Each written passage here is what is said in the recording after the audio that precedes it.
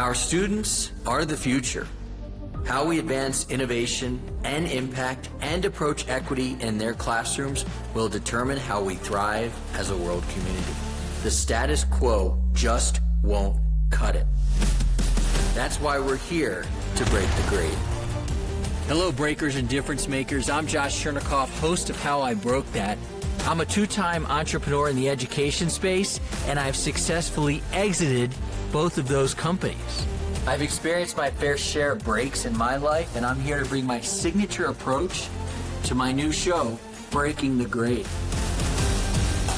I'm embarking on this special journey alongside my good friend and mentor, John Gamba, Director of Innovative Programs and Entrepreneur in Residence at Penn GSE.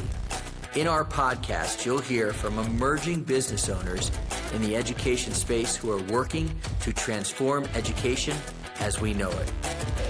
Tune in as we hear about industry trends, unique principles and practices, and the attempts that have and haven't worked for our grade-breaking guests. So fellow entrepreneurs and educators, what do you think? Are you ready to take a hammer to the education space and break the grade?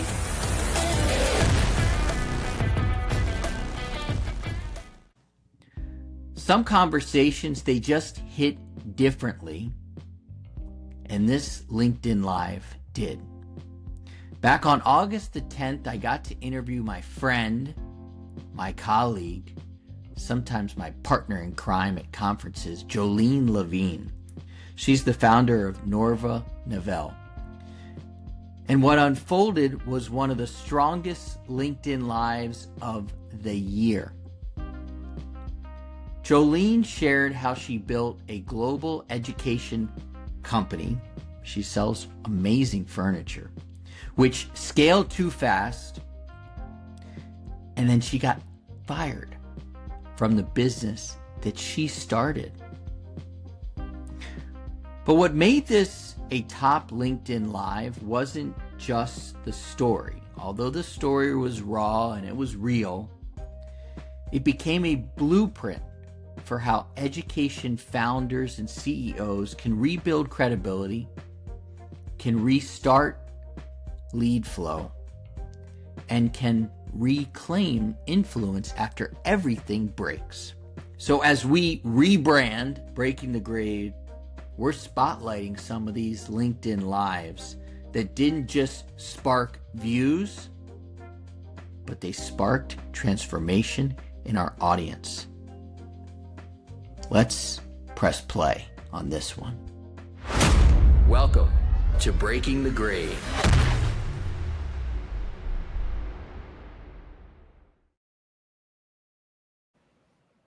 Hello, everybody. Hello. Welcome to Breaking the Grade Live, our LinkedIn Live. And honestly, if I was going to select somebody to be my next John Gamba, my ride or die, LinkedIn's, bars, travel, any of that stuff, it would probably be the person who's here today, Jolene Levin, who, of course, I was introduced to by the great John Gamba. So, Jolene, welcome to the show. Thank you. That's huge. I take that like I can actually die now because you've put me in that category, Josh. I'm great. Yeah, good. Thanks for having me. It's all true. Thank you for being here today. And I know that you are coming off kind of a whirlwind of travel. Yesterday you were traveling, so that's why we got to accommodate the talent in your schedule. So that's why we moved it to today. But just give everybody the quick 30 seconds of who you are, where you've been, and what you're up to. Awesome. So excited to be here today and chatting to your amazing audience. So my name's Jolene Levin. Actually started as a founder in Australia about 18 years ago, working in the education space in learning environments and product design with my husband. We started our business 9 years ago. We came to the States, and we'll get into sort of the story and where unstructured growth leads to. But I would say, to sum it up, I'm just a really big advocate for designing great learning environments where kids can thrive, that's based on evidence and research, and supporting manufacturers in designing great product, and supporting the design community in creating the spaces to support future focused learning, and, you know, really help kids feel good and safe and ready to learn in these spaces. Yeah, super cool. You know, you're not really supposed to steal my thunder. And you did. But because I love you, it's okay. We were talking before the show about these two words and how they fit together, or you might think that they don't, which is this idea of unstructured growth. I think when, as business owners, when we think about growth, we feel like that has to be structured. Can't grow a business without structure. And we're going to discuss that from a couple of different angles. But the one angle that I want to talk about it from first is that I get to work with a lot of companies in the education space who are making upwards of $10 million a year. And guess what? They don't have a way to get leads on repeat. Because you can have a $10 million company and be scared shitless of it, Of course. because $9 million can be wrapped up in one contract. And if that contract goes bye-bye, and especially with this administration, whether you like them or not, contracts are going bye-bye. You are now down to $1 million company, which some people may say, I'd love $1 million company. But when you got a $10 million company, you go down to a $1 million company. So that's unstructured lead generation. Mm-hmm. That's the way I look at those two words together. Based on your experience, can you talk to us about what unstructured growth means to you and how you experienced it in the growth of your business? So, I mean, Josh, I even think about what you do in terms of creating systems, you know, having a system of getting leads, of doing anything in your business. So when we came to the States to open up our business, we already had a business in Australia that had been going for 5 years. That was a certain size, completely different market, completely different go-to-market strategy. And like, I think any typical entrepreneur, which I think I am, I saw a gap in the States and ran with it, you know, real quick, and thought that we would have time to understand the market a little bit more. So I think knowing the market that you're going into very intimately, and all the nuances and what you actually need to do in order to fulfill those sales in that market properly is key. I didn't even think of that. I didn't think about how different it was going to be to do business here, and what we actually needed to set that sales channel up appropriately. And then ultimately what also let us down was the systems internally inside our business. So we didn't have a CRM that we, you know, came with. We had to build that on the run. We didn't, you know, have the people in place to even, you know, the right people to run the system. So we were like building the plane and flying it literally at the same time, and crashing it, because, you know, that year that we made 10 million, I know, you know, we lost 10 million, you know, just by trying to keep up and fix. Well, so to go with that metaphor, what did it feel like? You know, I just got off a plane. I know you've been on a bunch of planes lately. I think flying is fucking nuts still. Yes. You know, I still can't believe we're in the air. But like, were you on the plane, flying the plane, looking out the window, seeing like engines on fire and wings falling off? And there's only 2 wings as far as I know. I was like vomiting out the window, watching the wings fly off, actually, Josh. What happens to the vomit when you're at 35,000 Oh feet man, and it's it's going bad. out the air. It's bad. I mean, I was like 3 o'clock in the morning crawling on like warehouse shelving, Mm, doing tagging, doing whatever we could. It's a terrible feeling. A lot of mm, people have said, wow, like look at the success. You grew so quickly. If you look outwardly like that, some of it looks like a great success story. We came into a market, we generated interest like really quickly. We knew we had a product that was impactful and we spoke a different message and it stuck, right? So mm. on all accounts from that respect, we did that really, really well, but we couldn't deliver. So if you can't deliver on the message that you're promising out, that's more dangerous than, just being very, like, even just be cautious with that. And that felt bad as an entrepreneur who's impact Mhm. driven, who actually wants to do something well and successful, and really as we all do, believe in our product, right? Um, I learned this lesson the hard way, that not every deal is a win and that you don't need to say yes to everyone.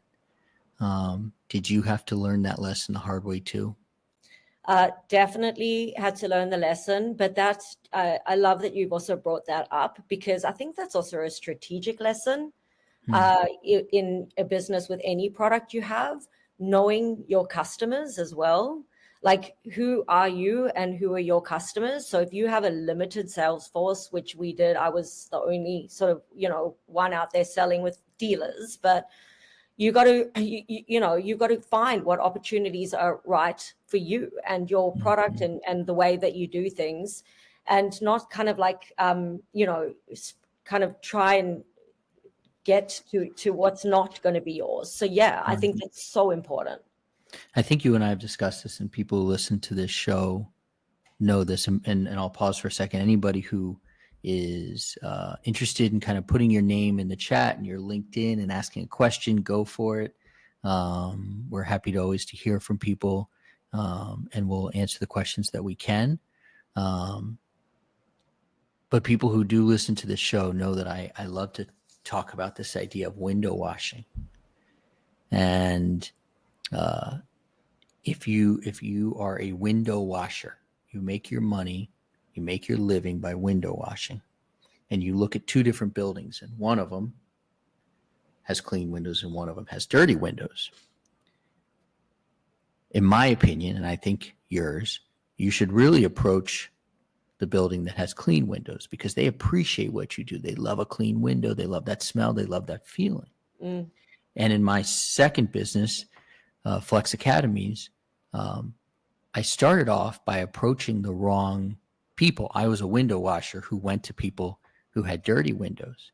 And while they want your help, they really don't value it. yeah. So I had to pivot and I had to start talking to people who wanted clean windows, and because I knew their problems. And I think this has to be particularly important for you because you're selling furniture. And I'm not going to turn my camera and show you that we have finally finished decorating our beautiful 1,000 Yay. square feet here in Washington, D.C. But picking out the furniture was really tough because you can look at, a couch and you can say, well, that couch, is it $500 or $5,000? Because they look the same. So you have to convince people, you, Jolene, have to convince principals, superintendents, whoever you're talking to, who's the right person, that they need to value furniture. So can you Yeah. talk to our audience about how you took something like furniture that can look so confusing to people and say, spend the money and here are the outcomes? Yep. So love that you framed it that way, because we talk, and I'm really big on value proposition. So our company would be considered a high end spend for schools when it comes to furniture. So we definitely were not the cheapest, and but the value proposition and the way that we could talk about that value proposition, everyone is like, schools won't spend this on furniture. But if you can speak about it in the right way and you can position it and articulate it in the right way, they will spend it. So for us, everything we designed, there was evidence and meaning behind it. I could talk about the impact that it was going to make, right? If we and the way that we worked with our customers in a very consultative way, for us every job was almost, even though we had a range of furniture, every job was a custom job. Every time I would go and work with a district, firstly, it's like listen and have empathy and understand what they're trying to do and where they are in the scale. There are times, to your point, where I would be sitting with a customer and I'd say, listen, I think they're going to be able to get 10 or 15% of my furniture in here. The rest of it, they're going to need to source from somewhere else. And I would work with other companies that, in our industry to say, come. And, I'm here to actually give the customer the right solution. So, but I think we were able to articulate our value proposition. We knew the needs, we knew the pain points, we knew what we were trying to achieve when we were coming in to do a space. And then we were able to show that it happened. So having those case studies and proof points behind us was really good as well. And I think we knew how to speak the educational language. It wasn't like I never sold a piece of furniture ever. I wasn't there to sell them a piece of furniture. I was there to say, okay, this is what you're doing. This is how we can create an environment to facilitate how you teach, what's the teaching and learning in here. Mm-hmm. So I wrote down a few things here that you said. You said listen, love it. You said language, love it. You said empathy, love it. You said custom, don't love it. Yeah. Was that, did that end up being, and I just got done coaching with somebody who they basically have he used the two words that I can't stand, Chinese menu. Not when it comes to food, but when it comes to running a business. Yep. Did custom become a challenge? Well, I can so I'll define custom for you, okay. But I will tell you that it's a swear word in manufacturing too, right? Because in terms of scaling, I couldn't agree with you more. Mm-hmm. Custom is impossible to be able to do. And when you're working with architects and designers, they want to sometimes take your product and slightly change it or do something, different to it. So managing that in a manufacturing environment is actually critical. What was part of our undoing, to your point on that, was, the way that we built environments, it was very varied. So it wasn't like anyone was coming and buying 2,000 pieces because, the third grade classrooms had this kit of parts, the fourth grade classroom had this kit of parts. And we weren't a big company. So it felt like everything we were doing that first year was custom, in a sense. But the way that when referring to custom is, we wouldn't necessarily change the furniture, but the design of each school is going to be different. When you're sitting down, let's say with a charter school, and the way that their needs around a third grade classroom or a STEAM space might be different to the public school down the road. And so even the furniture is not custom, but the design is very consultative. Okay. Well, that makes sense. But I agree with you on custom. Like I said, in a manufacturing environment, my husband, who's a product designer, he's anti it. He's like, I've designed this product in this way because it's right in this way, and I can vouch for it in this way, and it should be repeatable in this way. Right. So, I agree. And that's exactly how I feel about the Ed Sales Elevation experience and the work that we do with companies. It's been designed a certain way, 12 weeks, an hour and a half a week, 10 companies, 2 people, no more. And then sometimes, my team wants to just, come from the Philippines and Nigeria and India and strangle me. And I haven't done it in a long time. Somebody will come and they'll say, we love what you're doing, but we only have 6 weeks. And I'm like, oh, cool. We'll adjust the price and we'll make a new course for you and we'll meet longer. And then it always ends up being a mess. And my team always ends up hating me for that.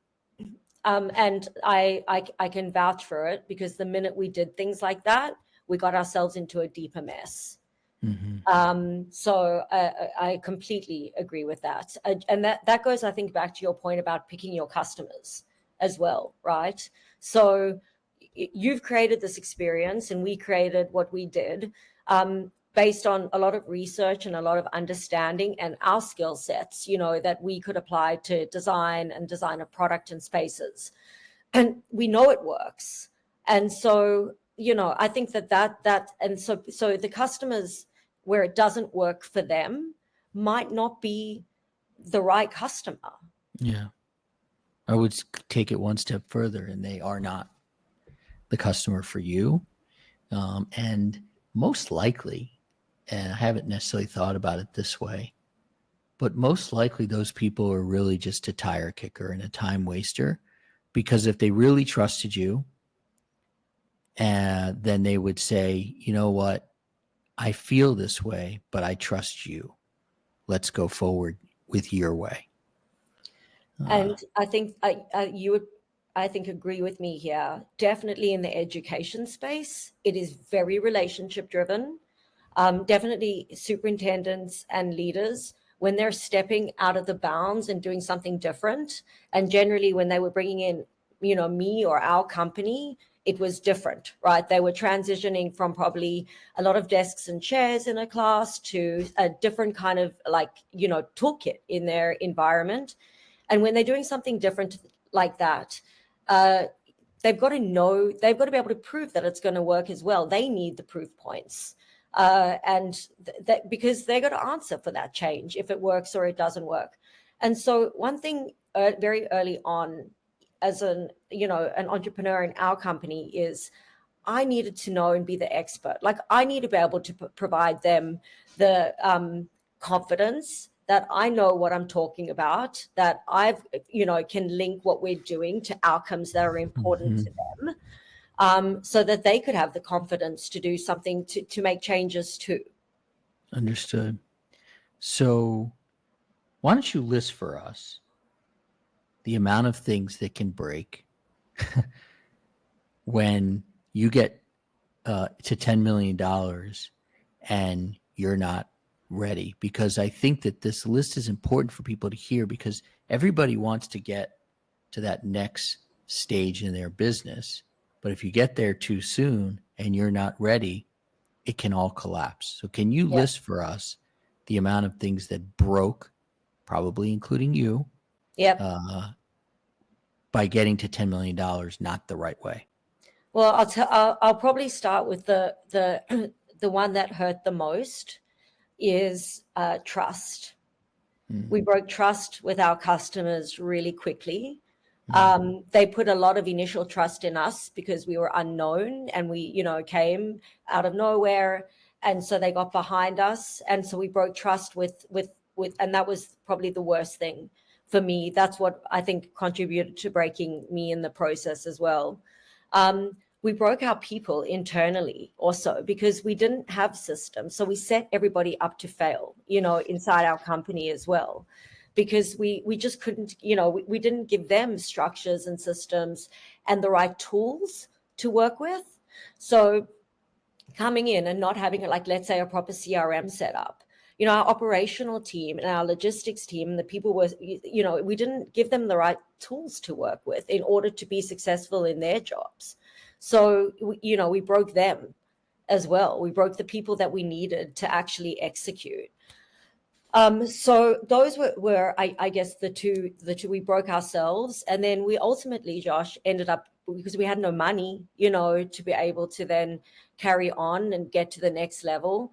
And that's what kind of predicated the next X amount of years of trying to catch up. And then ultimately making some wrong choices and us getting fired. Yeah. So it all stemmed from not starting right. If anyone says to me, like, what would you do, if you could go back, it would just be to start right.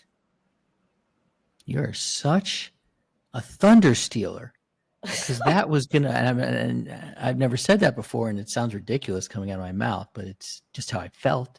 I can be honest with you. That was going to be my next question, but I'm going to ask it a little bit differently. I like to be very careful with my words when I talk to entrepreneurs about growth. And I'm very careful to say, especially in my second business, I do not regret what I did, but I would do it differently. I would have done this differently in my second business, which is we were basically dominating the Washington, D.C. area. There was one other competitor, but there's enough space for two. But I was obsessed, as the kids say, with getting out of the DC area. And if I had just focused on the DC area where the operations would have been a lot more clear, where I knew my clients better, I could go to every single school, then I wouldn't have had to do all those drives up to New York and New Jersey and Connecticut and hire all those people and fire all those people and get to know all those people and wine and dine them. That's the one thing I would do differently. I carefully use that word, or do not use that word, regret. Although, am I just telling myself my own story? So when you wake up in the middle of the night, do you regret, or how do you talk yourself through it? Well, I'm a Leo. Okay. And strong about that. I don't regret, and I should maybe, regret certain things. I've actually decided to take the tactic of learning from acknowledging actually, the failings and where things went wrong, which is hard sometimes as an ego perspective to be able to do also. I've tried to be very introspective on the things that I could have done differently in those situations. And I love even what you're saying about, starting in a logical place. Like, I think as an entrepreneur, and I fall into this trap, we want to take on the world, and we know we can, and we think we can, right? But just going and doing it because you know you can, and you think you can, and you got that fighting spirit inside you. It's like you got to. I would say I did that too much without stopping and being like, okay, how are we actually going to, what is the logical, sane way to do this that's scalable, that's going to keep everything intact, and I didn't do that. I was like, I came and went, Yeah. There's moments that, especially during COVID, that we should have closed the business down temporarily. But I was like, no, we're going forward. And I had the right idea, which was, let's take everything online. Let's run these enrichment companies, these enrichments online, yoga, pottery, whatever it was. And the reason I know I had the right idea is because OutSchool made $1 billion business out of it. Execution is the whole other side of the coin. So some of the action items that we think about coming out of these LinkedIn Lives have, I know, impacted people who are listeners, because they'll come back to me and they'll say, thanks for going through those things. Because you and I have, in this conversation, we've talked about more of the looking back and what we experienced, and I want to help people kind of going forward to kind of learn from some of our mistakes. So one of the action items that I wrote down was define your who not to sell to. Yeah. Have you taken that pill and defined who you do not sell to? Definitely. And I think that I realized, I guess I was lucky and unlucky in that I was the only person out there doing it with 4 children in a new country as well. So I couldn't run myself, ragged, because I was initially, before I was like, okay, hang on a second, I've got to be a lot more strategic about this. The who is such a good strategy. I think it's just a sound, sales strategy, particularly when you're starting up and you don't have a lot of resources. Yeah. The next part is to kind of audit your sales pipeline and see who's in there that doesn't align with your mission. But then, Jolene, and this is the tough part, imagine that we printed it out, right? Old school. You got to take your pen and you have to put a line through that person that's not going to grow your top line, that's not going to be in your pipeline, that's going to affect your numbers. And that is so much easier said than done, because you're essentially killing your own sale. Yeah. Talk about having to do that.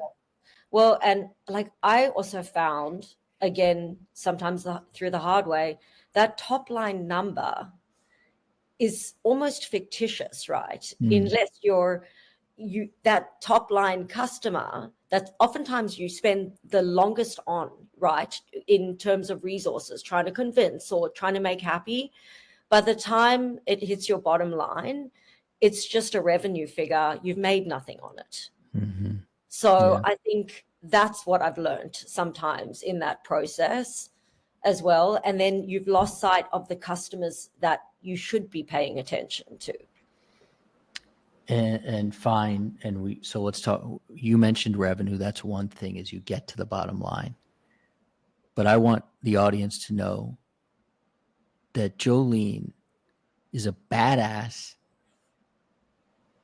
fit, cool, put together, well-dressed chick. And I use chick in the most endearing way. Thank you. I take it in that. Yeah, like you would say dude, or how we might say it for the guys.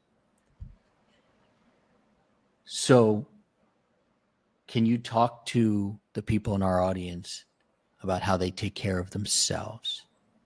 Because you can look at a top line revenue and you can see what erodes as you get to the bottom line. Mm-hmm. Harder to do when you're looking in the mirror. So what do you encourage people to do to do their best? And we can't be our best on every single day, as we know, to do their best to stay healthy. So thank you. I appreciate it. For those that know me, I box for an hour and a half every morning and I run. And that's actually not only good for me physically, but I it's so in tune with, it's like kind of meditate. I need that for myself. It's a reflective time in the day where I can everybody in my family knows, don't talk to me before I've gone and worked out and let it out, because I reflect in that time, actually, weirdly. Like I do think a lot. I get a lot of anger and frustration out, which still exists, for all of us as you're going through this journey. Like it's tough. It's tough to go out there. It takes a lot of guts, to be an entrepreneur, and you really put yourself out there. So I do really make the time for myself, which again, sometimes even as parents, it's hard to put yourself first when you've got your work and then you've got your kids, but you got to. It's so important to find something that helps to relieve the stress. Otherwise, you're just going to explode. Yeah. What does it mean for you? And I'm asking this for myself, but for everybody else, hopefully as well. What does it mean to reflect? Like when you say I reflect, like what do you do? Because I'm trying to figure that out. I'll detail a little bit more, but like, what does that mean to you? I think it's that those are the moments, Josh, where I'm like replaying all the things that happened that didn't, go well.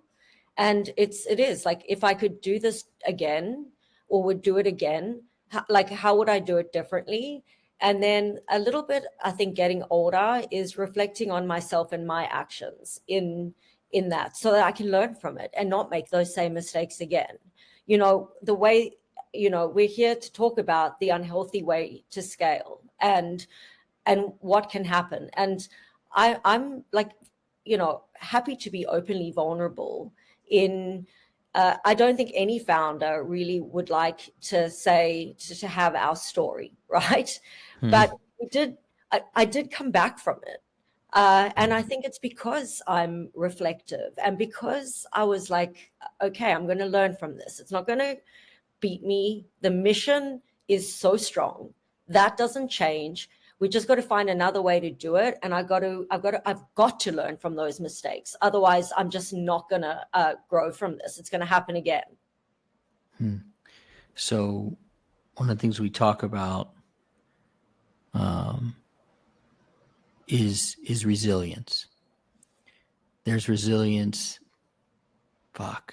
There's resilience that we need to have as entrepreneurs, obviously as human beings, but certainly as entrepreneurs every single day. I like to say that, and I used to experience this a lot more in my second business, where, I could get off the phone with a school district, that wants flex academies. And then the next phone call can be from a PTA president who's just chopping me to shreds. So you can go from the penthouse to the outhouse in a matter of minutes. I call it compartmentalization is like key, right? Yeah.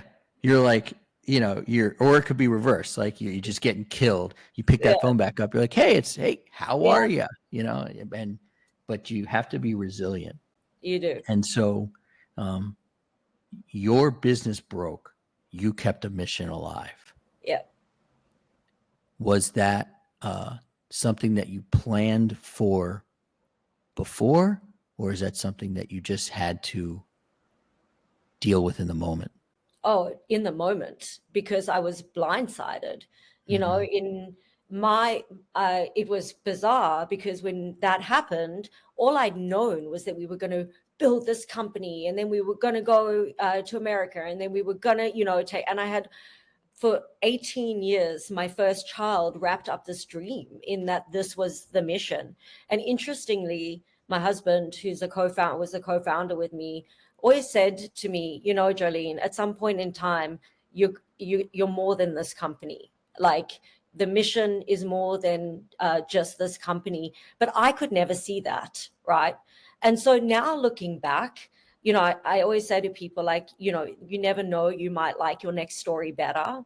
In the moment, it was brutal. And I'm like, how? But it was because of the resilience and because of the belief in the mission that I was like, I'm not going to fail. I can't. I've got 4 kids relying on me. I got a whole, we just got to pick this up and find another way. And so I put myself into rooms where sometimes, you want to just hide when things like that happen. I didn't. And I was like, I'm going to go out and I'm going to go into that room and I'm going to talk to people and I'm going to see where it comes and I'm going to be authentic about it and vulnerable about it.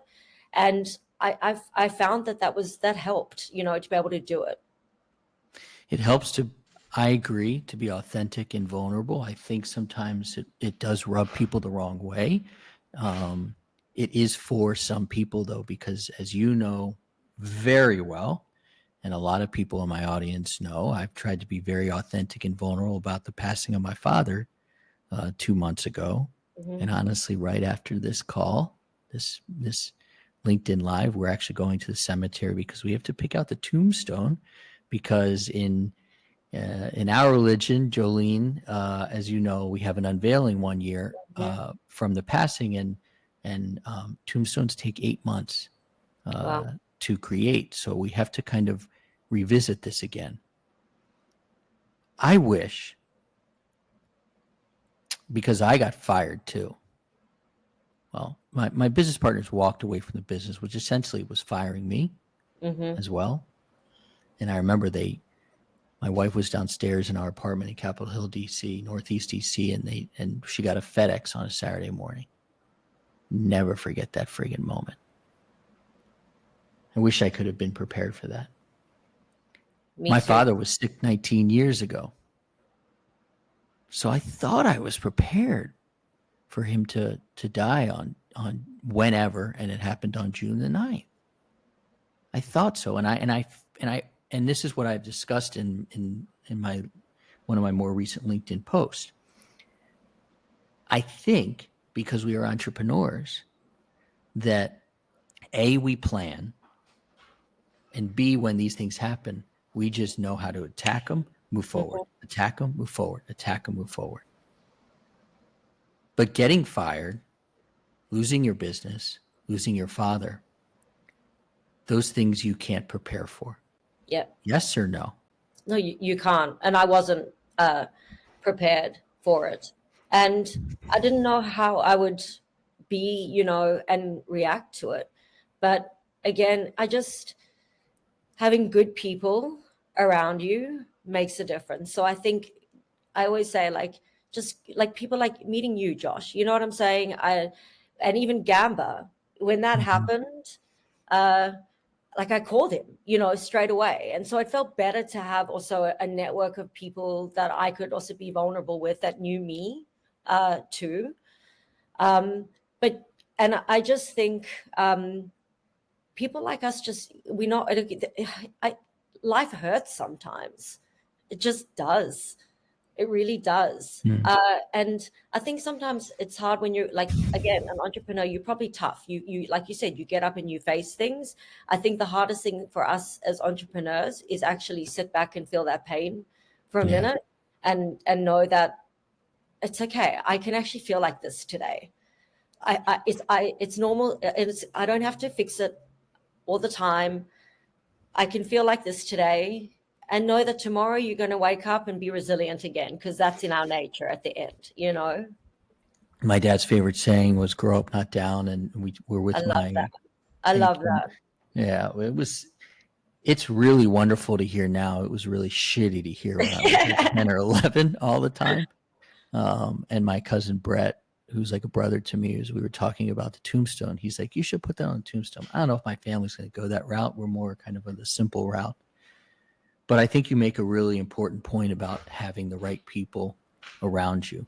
Hmm. You know, you have to have, you can't see her, she's not on camera. My wife here has been along this ride with me for 13 years, the ups and the downs, and she's there for me to pick me up and sometimes to throw me down when Hmm. that's necessary. Of course.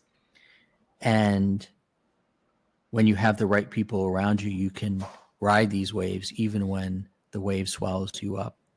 We're going to break here in a minute, but I'm going to tell a story that I've never told, and sometimes I wonder why I haven't told it.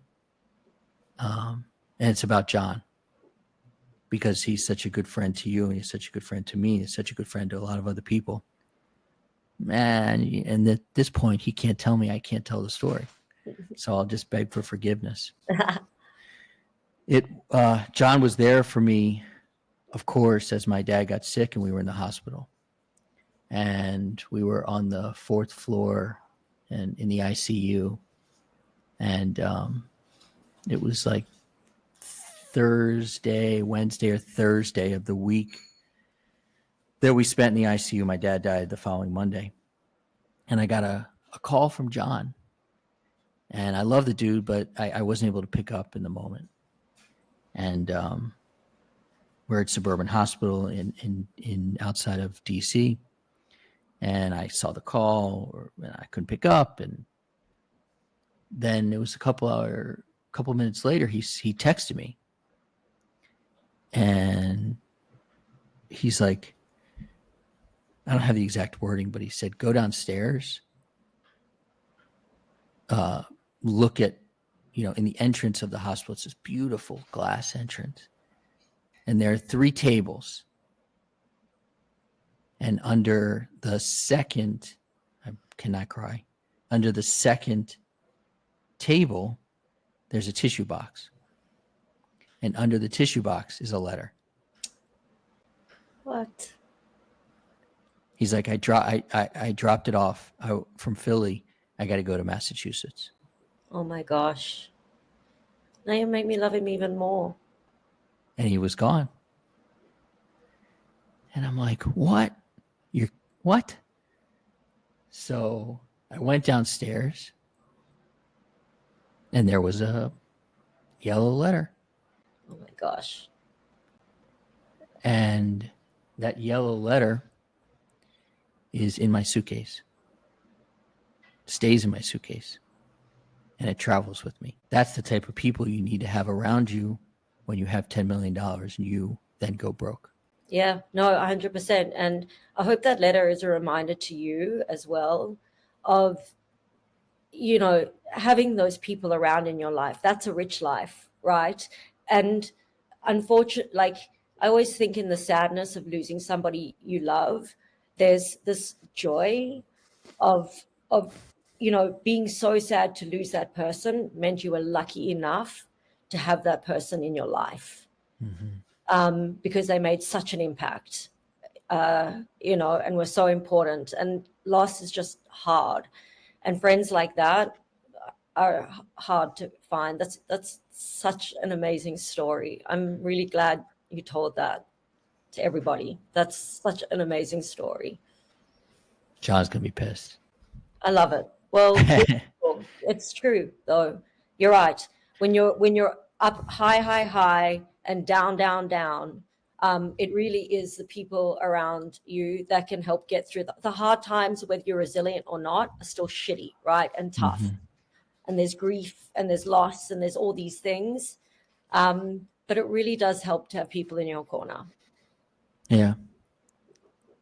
I have been waiting to tell that story, and it felt like the right time, because Love it. it would have been hard to tell the story with John here, although of course I could have done. You can always grow up and not down, but because you love John the way that I do, I thought it was important to tell, and I think it's important for people. You know, we talked about auditing your pipeline.